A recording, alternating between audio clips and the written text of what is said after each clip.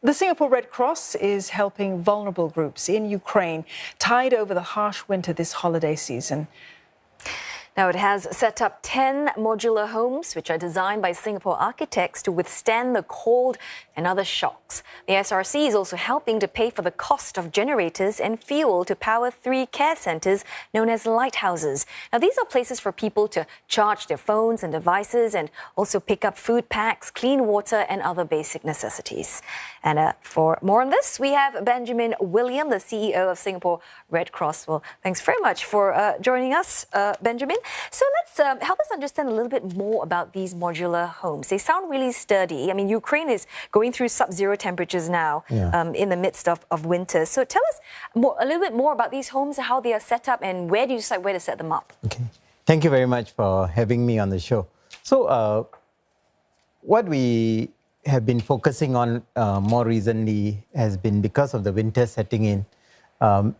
First of all, even those in their homes are suffering from the cold, but all the more those who have been displaced.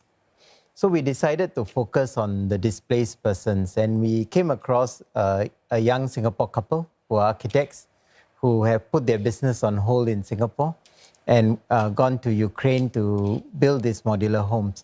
They've designed it in such a way that it's insulated, so it provides shelter from the cold. And we are focusing on vulnerable groups like the disabled, the elderly, and widows, those with very young children. And many of them may not survive the winter without these homes. These homes are fairly small. They're about 3 meters by 6 meters, slightly bigger than a 20-footer. But because they're insulated, they provide the support for these families. But the homes as an end is an important thing, provides them the shelter. But the means towards the home is also very important. Because of the economic activities all coming to a standstill, many people have lost their livelihood. So building the homes, we use local labor, local supplies. Even the interior is fitted out with local supplies. And then even transporting the homes from where they are built to where they are needed is done by the local delivery people who have lost their jobs because all delivery business have come to an end. So it's almost an entire ecosystem, which is why we decided to support it. We don't normally support the building of individual homes in a disaster, but in this case, we made an exception. Where do we locate them? We locate them in places where especially there are many vulnerable persons who are displaced and they don't have the home. So we look out for these more needed areas. Yeah. It's a devastating time for the people of Ukraine, Benjamin. So something like this, it brings hope as well to these disadvantaged groups as well. I mean, tell us more about the significance of the work of building these modular homes, creating this ecosystem as well as you've described it at this time. Yeah. So I think for the last 9 months, the people of Ukraine has been suffering from the effects of the war. But I think over the last few weeks, this has been multiplied many times because of the cold winter. Temperatures in Ukraine can fall below 20 degrees. So to provide hope to the families is tremendous, and then to also provide the livelihood.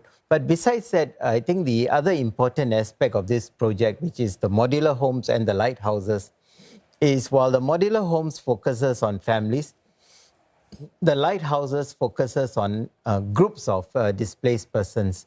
So there are centers that have been set up for the displaced persons. And the lighthouse is where these people go for medical supplies, food, and other things, other essential supplies. But because of the attacks on the energy hubs, most of these centers are now without power. So the lighthouses not only become a place where people can go for supplies, it's also a place where they can go for warm food, charging their phones and mobile devices, but most importantly, even charging their medical devices. So by providing these generators to the lighthouses, it actually provides hope for the whole community. We have stories of a surgeon conducting an operation with a torchlight and with a medical device that can run out of charge anytime.